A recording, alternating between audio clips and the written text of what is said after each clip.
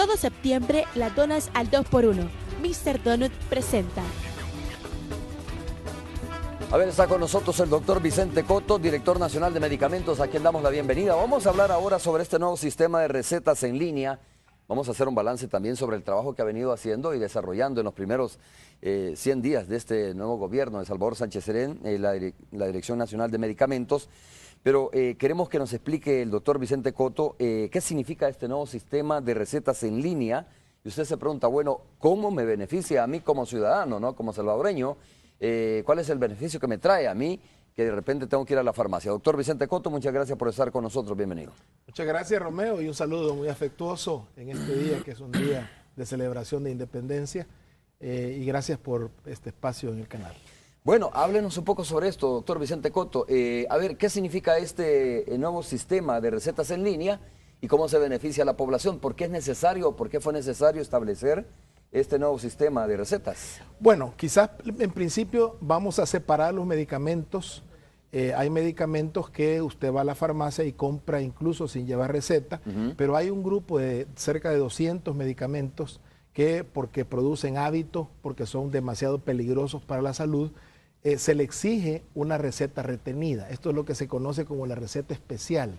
Son los medicamentos controlados. Y únicamente en el país hay 350 farmacias que los dispensan. Esto ha sido así desde hace muchísimos años. Entonces el paciente tenía que ir al médico, el médico le extendía una receta con una copia, y con esa receta y copia iba a la farmacia, y ahí en la farmacia le dispensaban el medicamento. Hasta ahí vamos bien. El problema era que esa copia de la receta era almacenada por un año. Al año era llevado en aquel tiempo al Consejo Superior de Salud Pública, y ahí lo que se hacía era almacenar esas recetas.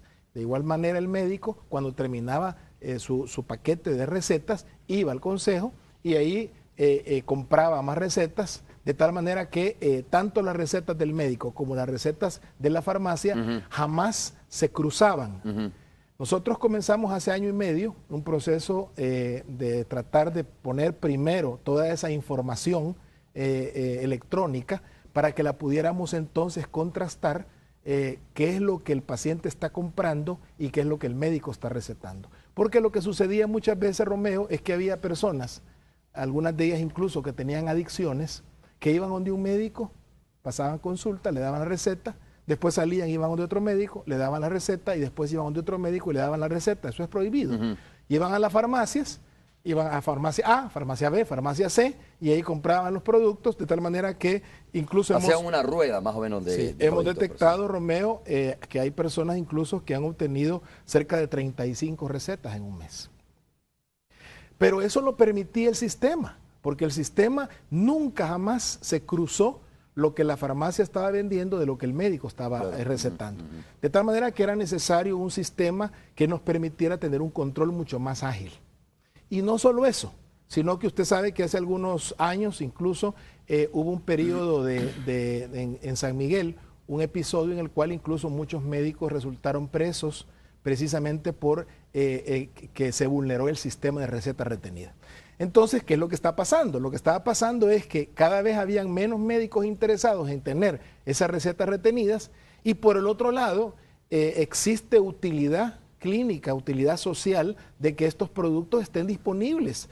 Imagínese usted una persona con un dolor intratable, con un cáncer, que necesita derivados de la morfina para poder más o menos salir adelante del dolor, y que le cueste un mundo, primero encontrar el médico que le dé la receta, y segundo, la farmacia que le pueda dispensar el producto. Entonces, por un lado, el sistema tiene que permitirle, Romeo, que las personas que necesitan los medicamentos controlados los obtengan lo más expeditamente posible. Pero por el otro lado, aquellos que estén tratando de vulnerar el sistema, es decir, que estén utilizando el medicamento abusando de manera ilegal, ¿no? Entonces esto ya no se ¿Cuántos casos habían detectado esto, Juan, detectado esto? Es decir, recuerdo que cuando se dio a conocer este nuevo sistema de recetas en línea, se habló del abuso, ¿no? Sí. De la venta de medicamentos recetados. Nosotros tenemos ahorita dos, digamos, problemas focales, uno en Sonsonate y uno en Santana, que estamos incluso por entregar ya al Consejo Superior de Salud Pública, que acuérdense que ellos son los responsables de la investigación del ejercicio de la medicina. Nosotros no podemos entrar en esa área, pero también estamos estudiando con el equipo jurídico si esto también pasa a la Fiscalía, porque en este caso de la medicación controlada estamos hablando ya de problemas penales, o sea, aquí ya no estamos hablando de cuestiones puramente administrativas. De tal manera que estamos reuniendo la información, pero lo que sí ha quedado en evidencia, Romeo, es que era necesario un cambio, era necesario pasar a un proceso en el cual el paciente realmente pueda tener de manera expedita, cuando lo necesite, la medicación. Entonces esto lo vamos a hacer en 3 etapas. Ahorita comenzamos con la primera, que son el tema de las farmacias. Cuando la farmacia reciba la receta, todavía vamos a estar trabajando con la receta que el médico emita, pero cuando la farmacia reciba esa receta, la va a introducir en el sistema. Nosotros estamos conectados con las 300 farmacias que venden estos medicamentos. Entonces, esta receta ingresa al sistema, de inmediato se le descarga del inventario. Ellos llevaban un libro que presentaban una vez al año, ahora va a ser en tiempo real. Entonces, de inmediato eso se descarga de su inventario, pero el sistema va a detectar cuando ese paciente está utilizando más de lo debido esta receta retenida. Es decir, si él trata otra vez de ir donde otro médico a conseguir otra receta y llegar a una farmacia, ahí mismo se va a producir una alerta para que la farmacia no pueda dispensar esa medicación. ¿Y esa alerta la activa qué? ¿El nombre del paciente o nosotros el correlativo nosotros tenemos el sistema de alertas por el DUI, el nombre del paciente, el número de registro del médico y el nombre del médico. Y por supuesto esto está amarrado a los productos. Son cerca de 200 medicamentos los que están en esa categoría de medicamentos con receta retenida, de tal manera que si usted está, por ejemplo, utilizando 2 o 3 medicamentos controlados, que es posible, pues el sistema no le va a alertar. Pero si usted, por ejemplo, de un medicamento va a llevar 2 o 3 recetas para un mes, esto significa que el sistema ya le da la alerta y en la máquina de la farmacia le va a aparecer nada más el alerta, que se comunique con la dirección o que no le dispense el producto. La farmacia, ya nos reunimos con todos, afortunadamente prácticamente el 95% de las farmacias estuvieron representadas en esta reunión que tuvimos la semana pasada, y la percepción que yo tengo es de que el sistema fue recibido de una manera muy entusiasta. Nosotros ya lo tenemos en esta primera etapa. Ahora, lo que viene en la segunda etapa es que vamos a seleccionar los médicos que más prescriben para que ellos también tengan el sistema, de tal manera que cuando el paciente le van a prescribir el producto, ellos ingresen la información y ya no sea necesaria la receta en físico, sino que en ese momento entra al sistema y en cualquiera de las 350 farmacias le van a poder dispensar el producto siempre que presente su DUI. El médico le va a dar una copia de la receta al paciente, porque siempre la receta es importante que la tenga el paciente. Ahí está toda la descripción de cómo lo va a usar, pero ya no va a tener que llevar ese documento a la farmacia. Entonces, él presenta el DUI, la farmacia mete el DUI y ahí le va a aparecer qué es lo que el médico le ha prescrito, y en ese momento la farmacia le va a dispensar el medicamento. Es decir, que no hay manera o ya no va a haber manera de hacer esta rueda de caballitos. No, ya no va a haber manera, a no ser que cuando el paciente, no sé, ¿no? De repente pueda mandar a otra persona a querer adquirir ese medicamento. No, porque el médico le prescribe en la receta a un paciente y ahí introduce, ya ahora lo está haciendo, el número de DUI, el nombre y la dirección. Puede ir a retirarlo otra persona, pero la receta aparece con el nombre de la persona a la cual fue prescrita. Y de todas maneras también, porque eso también se daba, había una persona que de pronto iba a traer recetas para 4, 5, 6, 7, 8, 10 pacientes. Que es muy raro, Romeo, que una sola persona vaya a comprar el medicamento para 10 o más personas. La otra cosa importante es que hay algunas enfermedades que exigen que la frecuencia de uso de estos medicamentos sea más de por ejemplo, una dosis diaria. En ese caso también el médico va a tener la facilidad con este sistema de poner, por ejemplo, la dosis. Si a usted le van a dar, imagínese usted está con un dolor intratable y usted requiere de un medicamento que sea realmente potente para el dolor, y la dosis que se lo van a dar son cada 4, cada 6 horas, pues evidentemente el sistema tiene que permitir esto. Nosotros estamos también trabajando, y esto lo tenemos desde hace meses iniciado, con los algólogos, que son los especialistas para el dolor, y estos utilizan bastante este tipo de medicación y se han encontrado con el problema de que es muy complicado para los pacientes que ellos tienen el usar este sistema de receta retenida como estaba antes planteado. A ver, como muy básica esta pregunta, ¿no? Si de repente, doctor, yo tengo la capacidad de comprar, digamos, medicamento de que tiene que ser recetado, para tenerlo en mi existencia, porque, no sé, de repente tengo la capacidad económica o de repente tengo temor que se vaya a escasear, no puedo hacerlo. No lo puede hacer. Bueno, la legislación le impide. Y esta no es una legislación nacional, esto es internacional. Acuérdese, Romeo, que incluso aquí hay algunas sustancias que son precursores de drogas que la gente está utilizando, o son sustancias que se utilizan en el proceso de elaboración. Entonces, lo que tenemos que cuidar nosotros como país es que no se esté derivando a un uso ilegal estas que son medicamentos que son muy útiles. Y entonces cuando usted me dice, mire, yo estoy acumulando para 2, 3, 4 meses, aquí el peligro es que en realidad usted no esté acumulando, sino que usted esté derivando a un uso ilegal. Por ejemplo, si estas sustancias usted las utiliza para dormir y utiliza una pastillita, después 2, después 3, y así va incrementándose, después va a tener que usar algo para que lo despierte, igual, ¿verdad? Entonces comienza 1, 2, 3, entonces esa adicción es precisamente una de las razones por las cuales estas recetas son controladas. Así es que internacionalmente usted no puede en ningún país comprar estos productos porque esto es algo que es un sistema mundial, ¿verdad? Usted no puede comprar estos productos y decir yo voy a tener para un año. Es decir, que la principal causa o motivo por la cual se ha hecho esto es para evitar el abuso. No. O el acaparamiento de un medicamento que está prohibido su venta, digamos, de más de una receta o que no es controlado. Sí, lo que pasa, Romeo, es que dentro del proceso de modernización y de hacer más efectivo el trabajo de la dirección, tenemos que ir pasando para aprovechar las nuevas tecnologías y ponerlas al uso de los usuarios. Y usuarios me refiero no solamente al paciente que llega a la farmacia, sino que también, por supuesto, a los dueños de farmacias, droguerías, etcétera, porque ahorita, por ejemplo, Romeo, para que usted pueda trasladar un medicamento controlado de una farmacia a otra, de una sucursal a otra, usted tiene que pasar por un proceso de autorización. Es decir, esas transferencias que se hacen no las decide el dueño de la farmacia, no las decide, por ejemplo, el dueño de la droguería, sino que tiene que estar autorizadas por la unidad de inspección de productos controlados, de estupefacientes, etcétera, y es ahí donde se autorizan los traslados. Entonces son sustancias muy delicadas que son manejadas y lo más importante es el control. Por eso es que en el tema del control nosotros tenemos que pasar ya a usar las nuevas tecnologías. Más adelante, Romeo, va a ser muy fácil, y eso lo tenemos en los planes futuros, georreferenciar dónde es que se encuentran esos productos para que el paciente, por ejemplo, el médico le diga, mire, le doy esta receta, usted puede ir a cualquier farmacia autorizada, sin embargo, cerca de aquí está esta y esta farmacia que tienen en inventario. Esto precisamente para evitar que el paciente vaya de una farmacia a otra buscando el producto.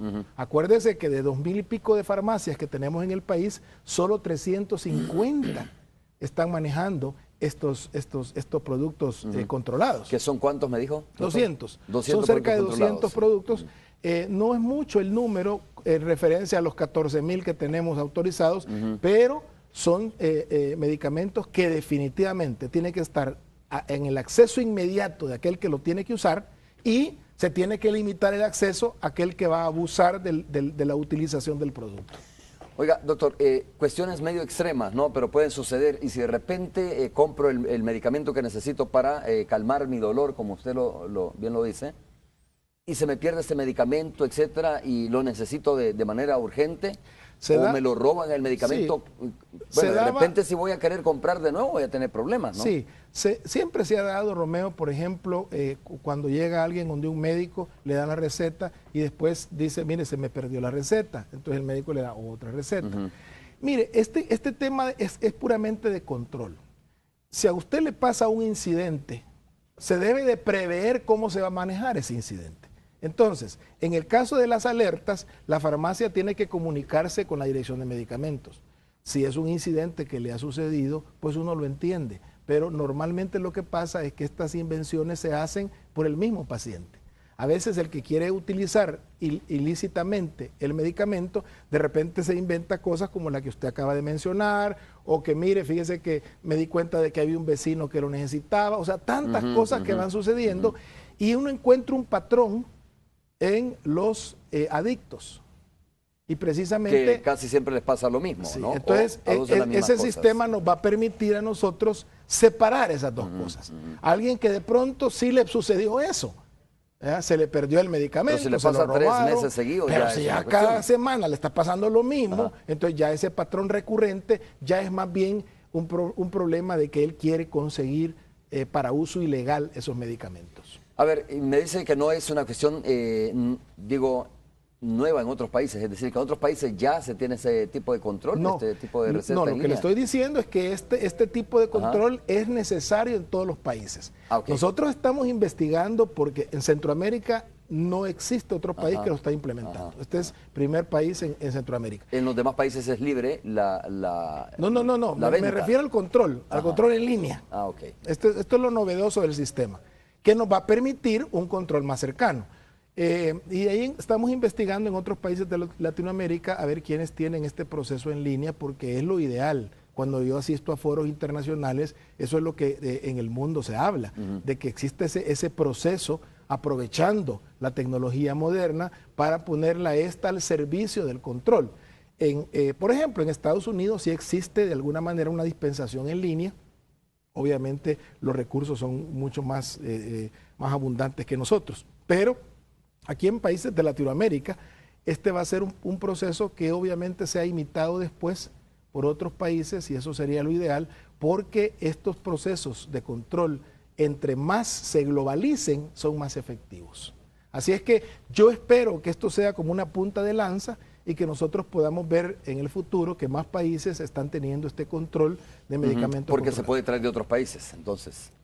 Bueno, sí, pero que si usted lo trae de otros países, usted, si se lo descubren y no tiene la autorización, eso es posesión ilegal de drogas.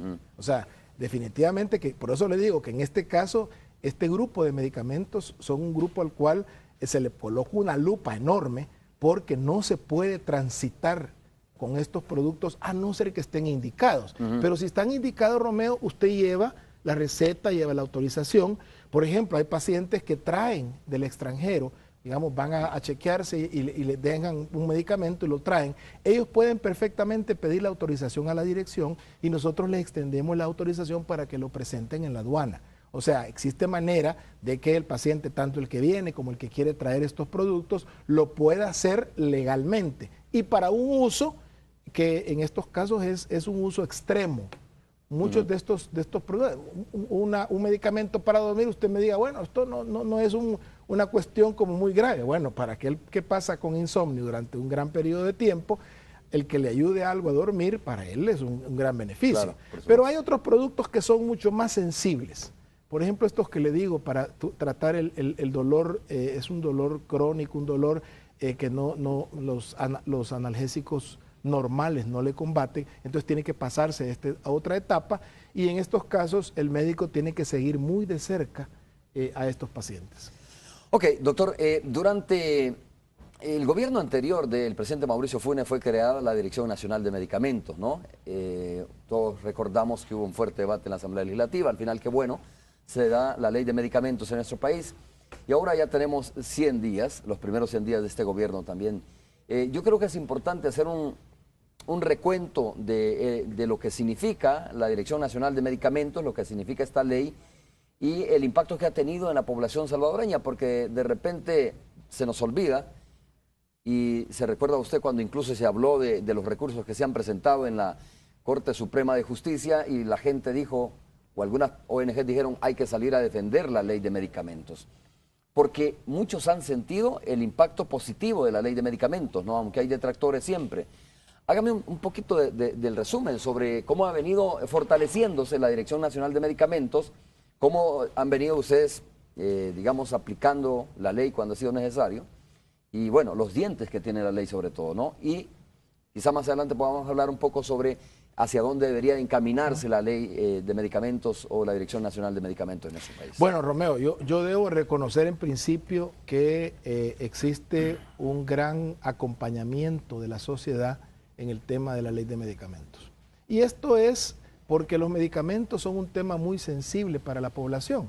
Hay familias que gastan buena parte de su presupuesto en medicamentos, de tal manera que para ellos el sentir que cada vez los precios de los medicamentos eran más elevados, pues significaba un problema grave. Entonces, lo primero que yo debo resaltar entonces es este acompañamiento de la sociedad. Cada vez, por ejemplo, que se escucha alguna situación de que va a haber inconstitucionalidad, inmediatamente las fuerzas sociales salen para defender esto que definitivamente es un logro de la población. En segundo lugar, quizás lo primero que nosotros logramos establecer es ese precio de venta máximo al público. Este es un procedimiento que compara más de 1 millón de registros de medicamentos en Centroamérica y en Latinoamérica y establece un techo. Este techo fue algo muy importante de establecer porque entonces nosotros como país íbamos a empezar a comprar las medicinas por lo menos al mismo precio que en el resto de Centroamérica. Nosotros en el primer año logramos este objetivo y logramos nosotros que después de que El Salvador era el país con el precio promedio más alto, nosotros ahora estamos por debajo del promedio. De tal manera que este primer objetivo se logró y la población, sobre todo aquella que está comprando medicina periódicamente, pues ha identificado esa situación. Hay que recordar que si es un precio de venta máximo, va a haber medicinas que nunca bajaron de precio y van a haber otras medicinas que bajaron dramáticamente. Las que no bajaron, ¿por qué no bajaron? Porque ya era ya un estaban precio por accesible. debajo del precio. Ajá. O sea que este es un precio promedio que se establece. Y es ahí donde la gente se confundió, ¿no? Algunas personas, decían, bueno, mire, ¿por qué mi medicamento no bajó? Porque ya estaba por debajo ya estaba por debajo del precio promedio de venta máxima al público. Y la otra cosa es que hay un grupo de medicamentos que son los medicamentos de venta libre, que estos la ley los exceptúa y dice, no, estos no se van a regular el precio. Así es que ese fue como el primer logro que nosotros teníamos que entregarle a la población porque era algo que la población estaba reclamando históricamente. De ahí nos trasladamos al segundo aspecto, que es el tema de calidad. Esto obviamente es un proceso mucho más complicado. Calidad tanto en la manufactura como en ya cuando el producto está terminado. Y en los 53 laboratorios iniciamos hace 2 años un proceso de transformación que nos permite primero hacer un diagnóstico de cómo está la industria farmacéutica en el país y después establecer con ellos una ruta de trabajo a fin de que la industria farmacéutica nacional vaya mejorando sus procesos de manufactura. Y a la par de esto, iniciamos, esto fue hasta diciembre del año pasado, ya el proceso de evaluación de la calidad. Estamos nosotros ya con el laboratorio montado. El que instaló la Dirección Nacional de Medicamentos. Nosotros instalamos el laboratorio y a partir de entonces hemos iniciado un proceso en el cual se verifica la calidad de los medicamentos. Esto ha traído su fruto, Romeo. Nosotros hemos detectado incluso medicamentos que dicen en el frasco que tienen X principio activo y en realidad cuando hacemos el análisis tienen Y. Estos productos de inmediato se retiran. Totalmente distinto, ¿no? Sí. El principio reactivo. Tengo que hacer la pausa, ¿le parece? Cuando regresemos, doctor Vicente Coto, director nacional de medicamentos, conversando con nosotros. Vamos a retomar este tema de la calidad de los medicamentos. Uno de los propósitos era de la ley de medicamentos es, ¿no? Mejores medicamentos de mejor calidad. Seguridad. Y por supuesto, accesibilidad de los medicamentos en nuestro país. Volvemos en breve.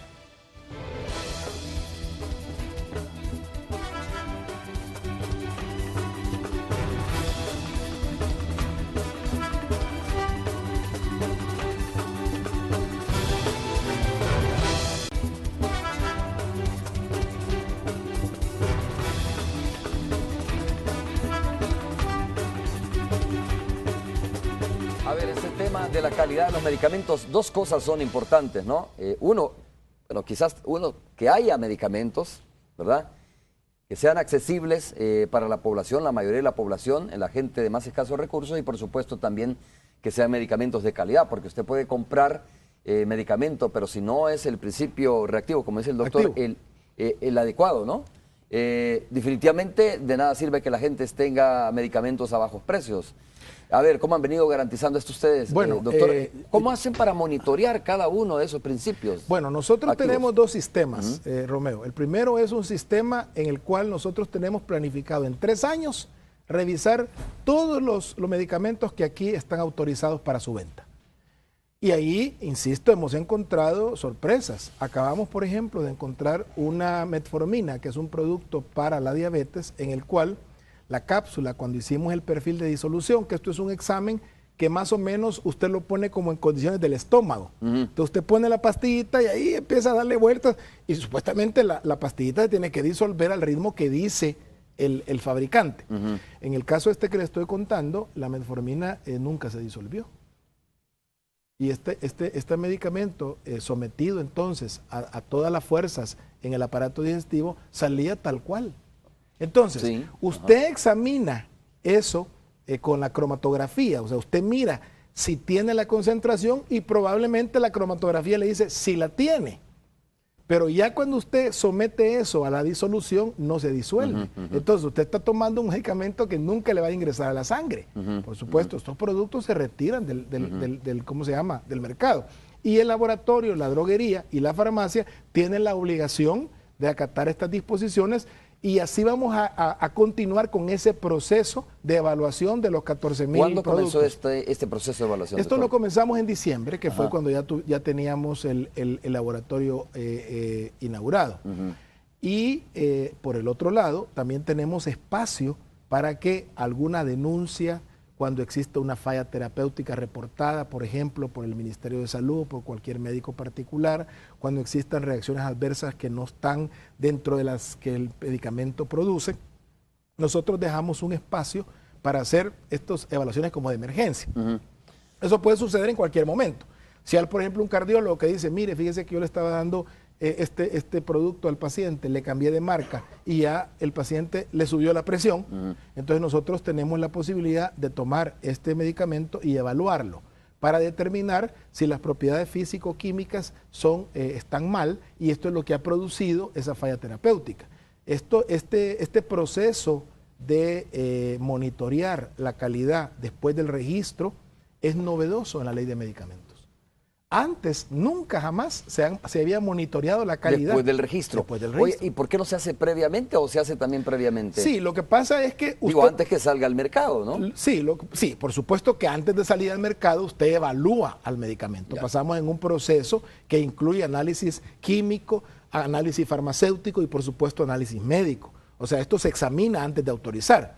Lo que pasa es que cuando ya está autorizado, usted necesita asegurar que el proceso de manufactura subsecuente va a garantizar que eso que aparecía en el papel se está reproduciendo con cada pastilla. Y que ahí algunas veces me imagino que hay problemas, ¿no? Sí, lo que pasa es que el proceso de manufactura es algo permanente. El registro es algo inmediato, es algo puntual, pero de ahí la manufactura hay que seguirla y una manera de seguirla es precisamente con este monitoreo, por ejemplo, de las prácticas de manufactura, pero que también lo estamos haciendo. Pero a la par nosotros tenemos que ir midiendo ya físico y químicamente si el producto realmente tiene lo que dice tener.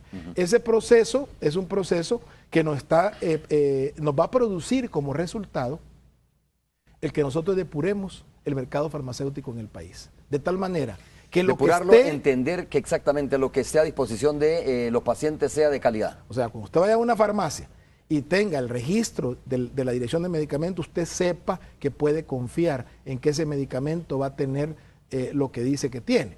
Y a eso se le añade algo que hace poquito salió a la luz pública, el tema de las buenas prácticas de almacenamiento. Porque ¿de qué le sirve, Romeo, que usted le ponga mucho amor a la producción de un medicamento?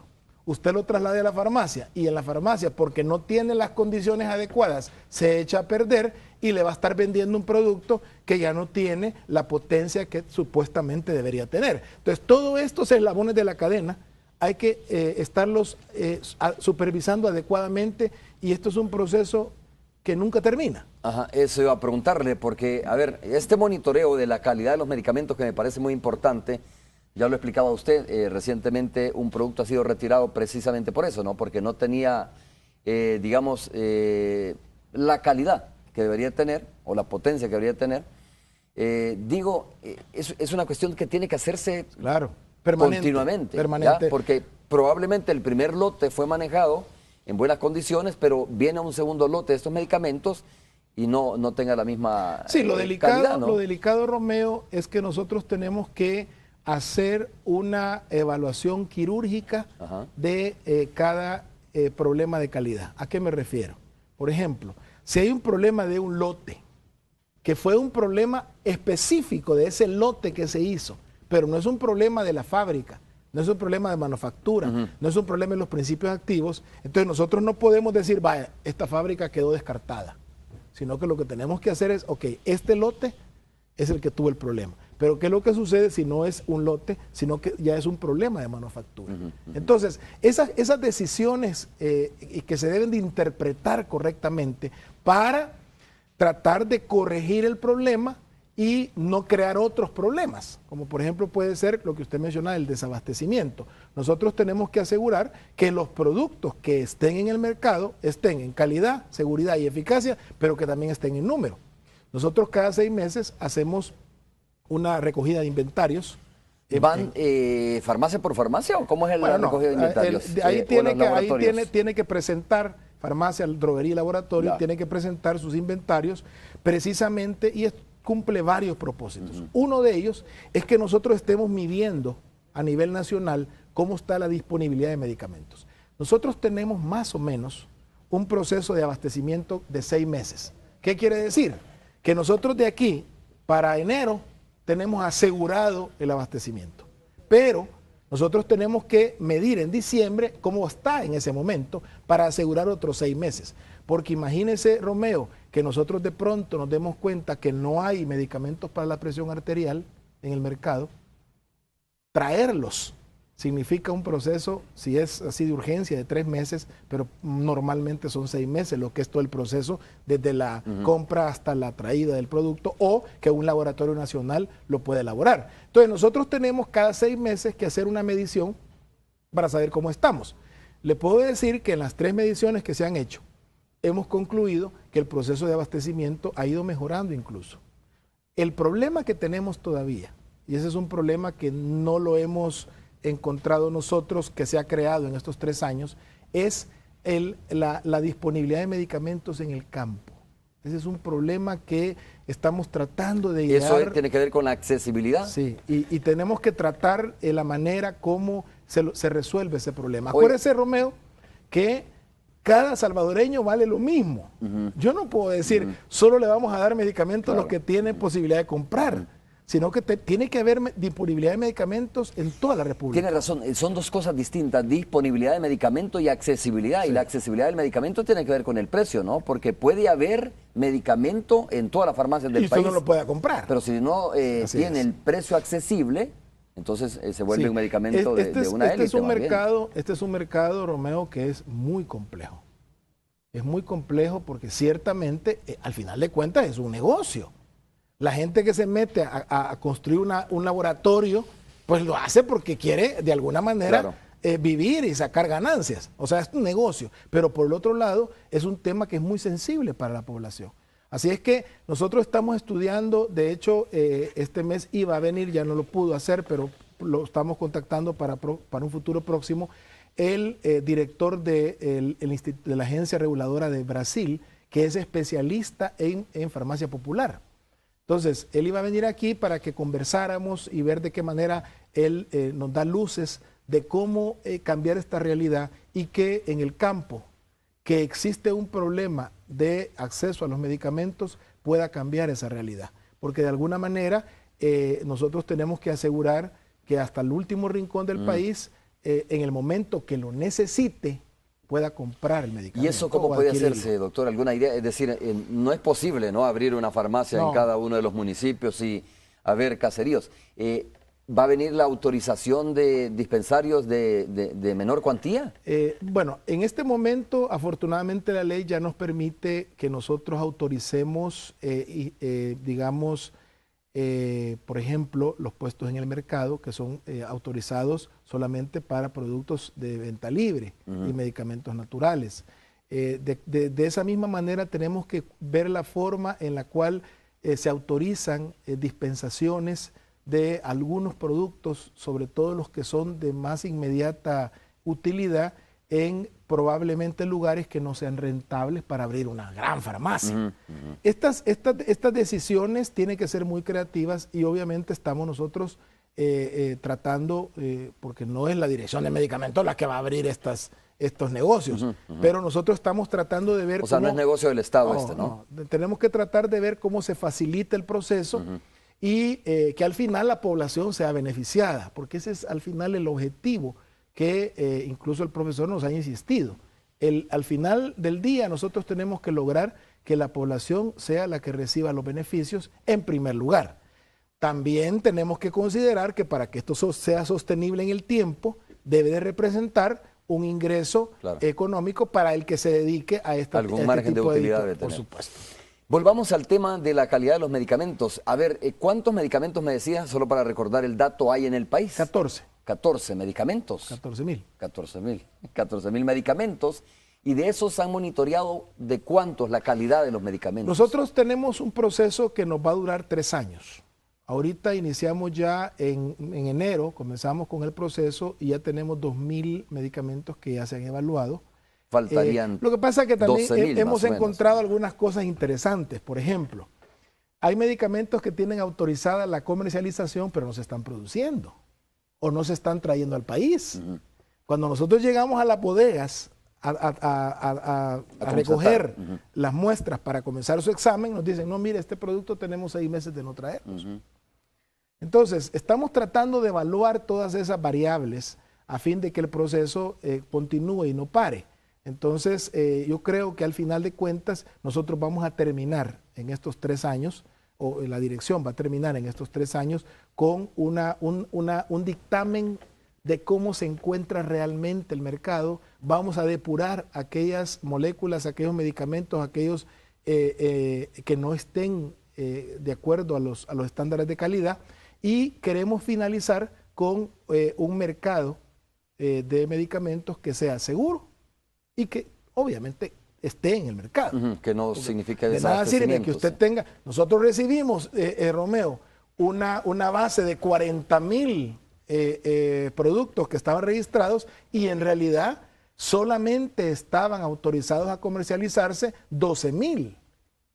Ahora se han agregado 2.000 más, tenemos 14.000, pero queremos asegurarnos realmente de tener la información adecuada. La otra cosa interesante es que con este proceso de inventario que nos han entregado, nosotros ya sabemos, Romeo, dónde hay este medicamento, dónde no hay. Por ejemplo, y esto ya lo vamos a empezar, estamos hablando con el Ministerio de Salud, porque vamos a empezar a cruzar esos datos. Por ejemplo, si usted tiene que, digamos, en un cantón, hay una presencia de pacientes hipertensos inusual, pero por el otro lado, usted tiene que el mercado farmacéutico está desabastecido para ese producto, algo hay que hacer, porque hay que proveerle a esa población del medicamento importante. Entonces, todas estas utilidades que tiene el que la farmacia, los laboratorios y las droguerías nos estén dando los inventarios permanentemente, nos va a asegurar hacer un impacto sanitario y que la población al final estemos seguros de que tiene acceso a los medicamentos.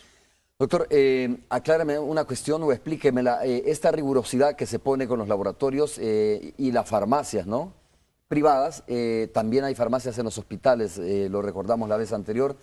Por lo menos la última vez que estuve conversando con usted hablamos si también iba la Dirección Nacional de Medicamentos a los hospitales nacionales para ver la calidad de los medicamentos, el almacenamiento o las condiciones en que están almacenados estos medicamentos y para ver también de que sean medicamentos eficientes o eficaces, ¿no?, o de la potencia que requieren. Nosotros estamos tratando, Romeo, a las farmacias del Ministerio de Salud y del Seguro de la misma manera que estamos tratando a las farmacias privadas y los laboratorios. Estamos utilizando la misma herramienta de supervisión, de inspección, y estamos al final entregando el acta en el cual aparecen aquellas cosas que hay que modificar. Nosotros en el caso del Ministerio de Salud ya llevamos 2 inspecciones. En la primera, que fue precisamente en el gobierno anterior, nosotros tuvimos observaciones incluso muy graves las entregamos al ministerio. Y en esta segunda inspección hemos visto que ya se ha caminado en el proceso. Y de las informaciones, de los hallazgos críticos que teníamos, prácticamente ya no existen esos hallazgos críticos. Existen en este momento todavía algunos aspectos culturales que estamos tratando de resolver con el ministerio. En el seguro es lo mismo. El seguro social, por cierto que el punto de origen, el seguro social tenía un sistema mucho más avanzado en el tema del control de los medicamentos, sobre todo en todas las prácticas de almacenamiento. Sin embargo, nosotros siempre les entregamos, como lo hacemos en las farmacias privadas, les entregamos un pliego de observaciones en el cual van ahí cuáles son las cosas que deben de cambiarse, y dejamos un periodo de 3 meses para que la farmacia, sea pública o privada, haga los cambios, y a los 3 meses volvemos otra vez a ir a ver cómo está el estado de las cosas. Obviamente lo que queremos nosotros como Dirección de Medicamentos no es cerrar establecimientos. Lo que nosotros queremos es transformar la práctica farmacéutica, tanto de manufactura como de almacenamiento y transporte, de tal manera que la población tenga medicamentos garantizados. Y eso no pasa por cerrar establecimientos. Claro. Eso pasa porque los establecimientos acaten las disposiciones. Obviamente, si hay algún establecimiento que no quiere jugar con las reglas del juego, bueno, pues tenemos nosotros lo que usted mencionaba como los dientes necesarios, como para que administrativamente incluso hasta se llegue al cierre del establecimiento. Muy bien, vamos a hacer la pausa comercial. Se recuerda que dijimos, bueno, ¿hacia dónde va la Dirección Nacional de Medicamentos? Por cierto, una persona que me escribe dice, bueno, es importante hablar de lo que se ha hecho y de cómo se ha venido fortaleciendo, pero también hacia dónde vamos, qué viene de nuevo, ¿no?, en la Dirección Nacional de Medicamentos. Pausa, regresamos.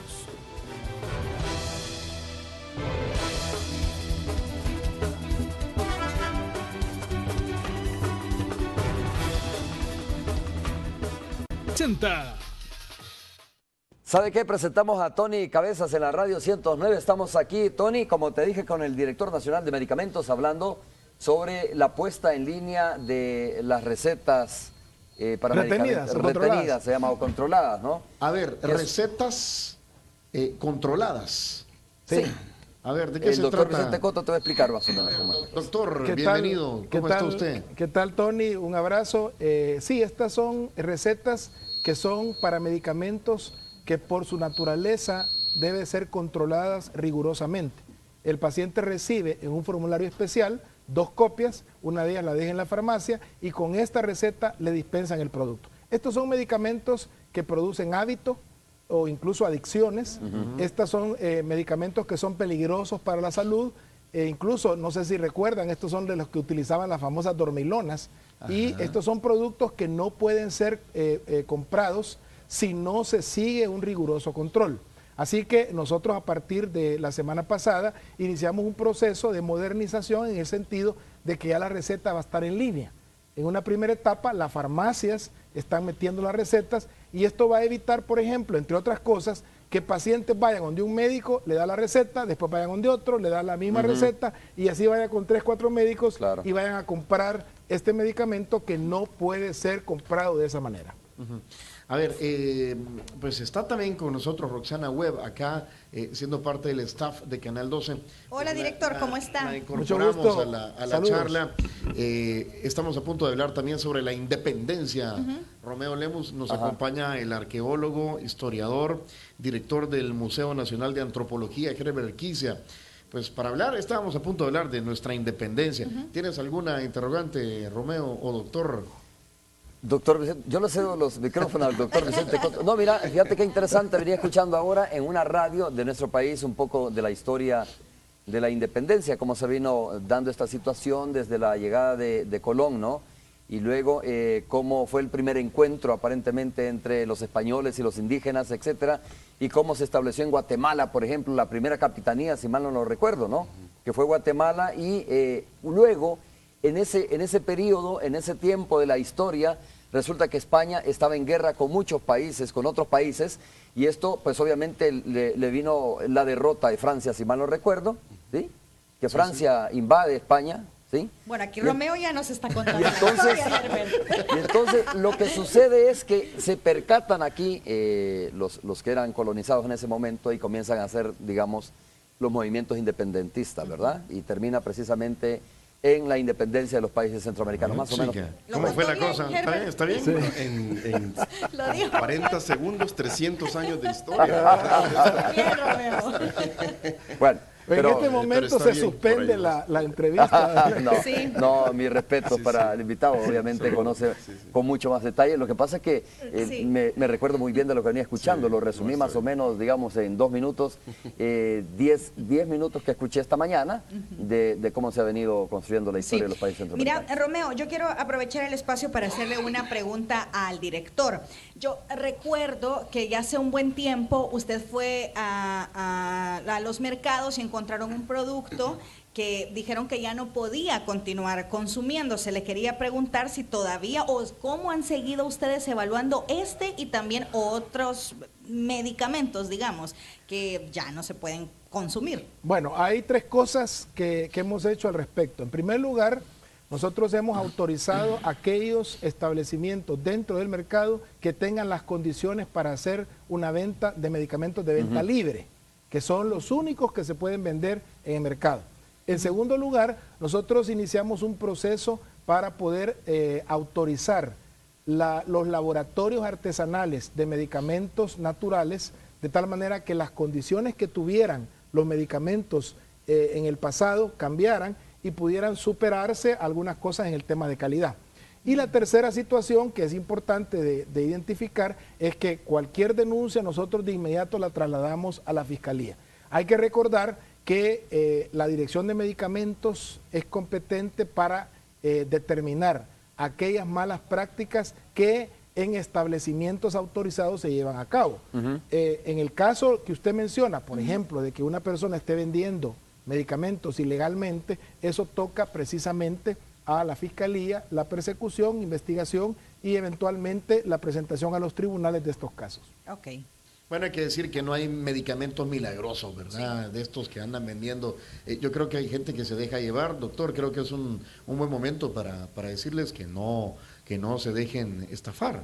Mire, un medicamento que le ofrece a usted prácticamente quitarle el cáncer, aliviarle la próstata, que no se le caiga el pelo, que en contra de la Esos vejez. también, director, los del pelo. Yo pensé que eso sí les ayudaba. No, pero lo que pasa que A los hombres. esas ofertas y al final le dicen a usted vale 25 centavos. Ah, ok. Claro. Ok, claro, suena hasta lógico. Sí. Bueno, pero hay gente que se va en eso. Qué gusto saludarlos, doctor, ¿verdad, Romeo? No, mira, yo quiero hacerle una pregunta al director, a quien te una. acompaña, y decirle, bueno, a ver, ¿y somos independientes a esta altura? Muy buena pregunta, sí.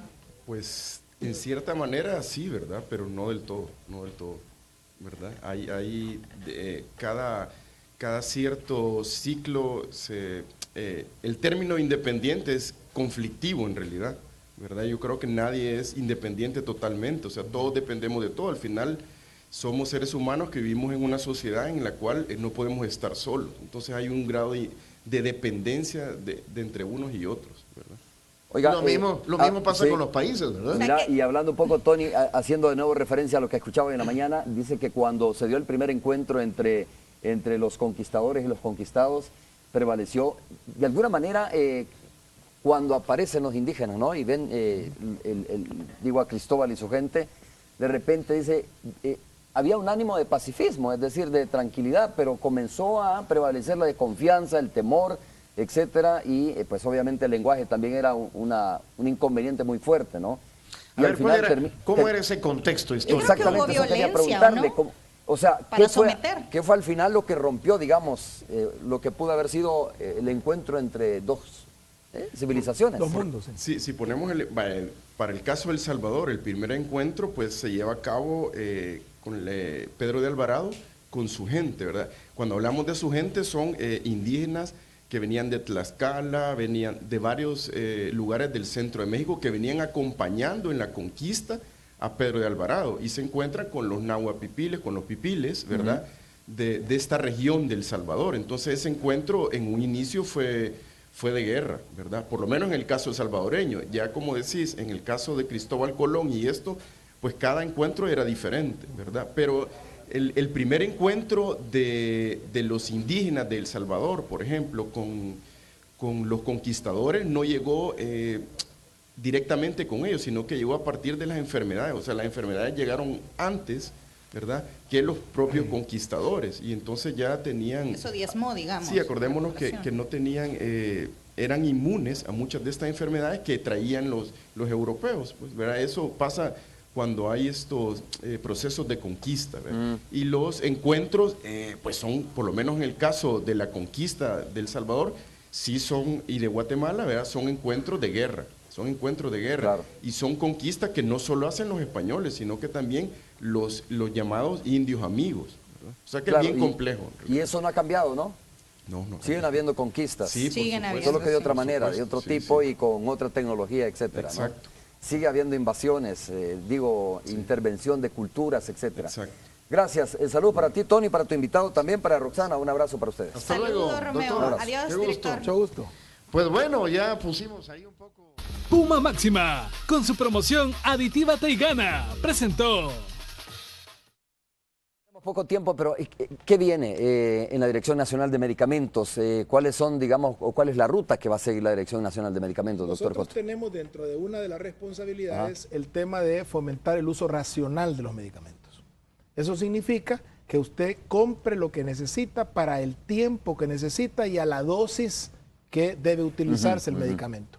Eso es un proceso educativo. Nosotros iniciamos ya con un programa, estamos iniciando con un programa educativo de 5 minutos, 3 veces por semana, para poder ir educando a la población e ir caminando juntos en este proceso para aprender a usar los medicamentos. Y por supuesto, nosotros tenemos, Romeo, que continuar el tema de medicamentos en cuanto a precios y en cuanto a calidad. Son como los 3 pilares fundamentales. El tema de precios y de calidad pasa necesariamente por ir automatizando los procesos. Así es que este año que viene estamos tratando de establecer dentro de la Dirección de Medicamentos una automatización que nos permita tanto a los laboratorios, a las droguerías, a las farmacias, a los usuarios y a nosotros el ver este mercado de medicamentos de una manera mucho más ágil, que no nos sorprenda ningún proceso de calidad o de desabastecimiento. Hay momentos, por ejemplo, que una empresa decide sacar del mercado un producto a nivel internacional y esto a nosotros nos llega 3, 4 meses después. Claro. Entonces, estas cosas nosotros las tenemos que ir mejorando para que al final la Dirección de Medicamentos sea un instrumento que garantice la institucionalidad en el tema de medicamentos, de sustancias controladas, y nosotros también vemos cosméticos, insumos médicos. ¿No le afecta en el ánimo a usted como director nacional de medicamentos lo que pueda suceder desde las demandas que están interpuestas? Lo que pasa es que eso es como cuando usted tiene en el futuro un elemento incierto que no depende de usted. Nosotros estamos tratando de ver cómo controlamos las cosas que dependen de nosotros, pero hay algunos factores que sí, ciertamente nos preocupan, porque nosotros vemos el beneficio que ha representado la institución, a pesar de que no tenemos ni 3 años de estar funcionando. Entonces, sí vemos nosotros que esto le puede hacer mucho bien al país de continuar de esa manera. Y sobre todo que ya vienen las consecuencias de lo que se ha estado sembrando. A veces hay cosas, por ejemplo, en el tema de calidad, que la población no percibe de inmediato, pero de pronto cuando usted sabe, mire, este producto usted lo compraba y no le aliviaba su enfermedad. Ahora ya no existe ese producto. O ese producto ya cambió y ahora sí tiene la calidad de vida. Entonces, estas cosas son cosas que van a impactar a la población y a veces la población no lo va a percibir. No se percibe tan fácilmente, pero si nosotros continuamos... No es como el precio sí se percibe. Sí, eso es una cosa inmediata. Pero en el tema de calidad es un proceso un poquito más complicado. Nosotros esperamos que la continuidad de este proceso pueda realmente garantizarle a la población el objetivo de la dirección, medicamentos seguros, eficaces y confiables. Doctor Vicente Cotto, muchas gracias por haber estado con nosotros, haber comenzado así esta semana de 15 de septiembre. Muchas gracias por Muchas gracias a ustedes. Vamos a hacer una breve pausa comercial, regresamos ya para el cierre de Hechos AM de Canal 12. septiembre las donas al 2x1. Mr. Donut presentó.